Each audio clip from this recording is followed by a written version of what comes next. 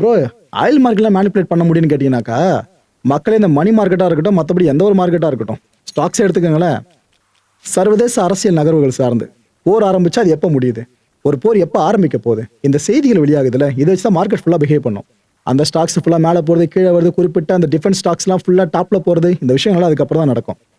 அப்படி இருக்கும்போது அமெரிக்க அதிபரோட ஒரு அறிவிப்பு இந்த உலகளாவிய ஆயில் மார்க்கெட்ல பெரிய தாக்கத்தை ஏற்படுத்த முடியல, ஏற்படுத்துச்சு. அதான் உண்மை. இங்க ஃபர்ஸ்ட் டைம் ட்ரம்ப் அறிவிச்சார் பாருங்க, இது போல 5 நாட்களுக்கு ஈரான் அடிக்க மாட்டோன்னு. அந்த ஈரான்ல இருக்க பவர் பிளான்ட் சார்ந்து உடனே இந்த க்ரூட் ஆயிலோட பிரைஸ் கீழே வந்துச்சு பட்டு. அதுக்கப்புறம் ஈரான் நோன்னு மறுத்ததுமே, பேச்சுவார்த்தை நடக்கலன்னு சொன்னதுமே திரும்ப மேலே போச்சு. புரியுதா? இதைத்தான் அவர் இங்க சொல்றாரு. மேனிப்புலேட் பண்ணிருக்காருங்க அவர் ட்ரம்ப் அவர்கள்.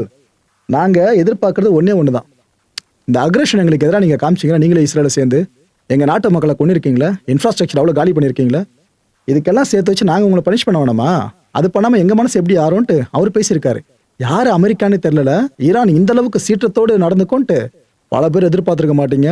இதான் ஈரான் இப்ப இந்த அளவுக்கு சீர ஆரம்பிச்சிருக்காங்க. இது வரைக்கும் அமெரிக்கா சீர்றதை பார்த்து யார் யாரெல்லாம் கிளாப் அடிச்சிட்டு இருந்தீங்களோ, இப்ப ஈரானோட சீற்றத்தையும் விட்னஸ் பண்ணுங்க. இதுல நான் ஸ்டாண்ட் எடுத்து பேசுறேன்னு நினைக்காதீங்க மக்களே.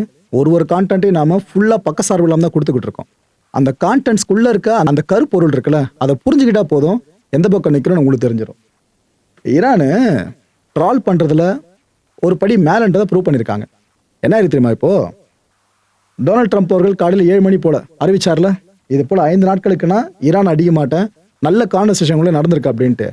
அதுக்கு அடுத்த 1 மணி நேரத்தில், இட் மீன்ஸ் காலையில் 8 மணிக்கு என்ன இருக்குன்னா, ஈரான்ல இந்த மிசைல்ஸ் இருக்குல்ல, எதிரி நாடுகள் சார்ந்து லான்ச் பண்ணி விடுவாங்க பாருங்க, அந்த மிசைல்ஸ்ல டொனால்ட் ட்ரம்ப்போட புகைப்படம், அவர் பேசின சில விஷயங்களையும் மேற்கொள்ளிட்டு ஒரு மாதிரி வார்த்தைகளை பயன்படுத்திருக்காங்க. அதை நான் சொல்லி அசிங்கப்படுத்த விரும்பல, அதை விட்டுருங்க. இதெல்லாம் பயன்படுத்தி அந்த மிசைலை லான்ச் பண்ணியிருக்காங்க. இந்த விஷயத்தை பண்ணியிருக்காங்க. எந்த அளவுக்கு டொனால்ட் ட்ரம்ப் அவர்கள் சொன்னதை அவங்க காது கொடுத்தே கேட்கல அப்படின்றது இங்க லிட்டரலா தெரியுதுங்க. அந்த வீடியோ வேற வெளியிட்டு இருக்காங்க.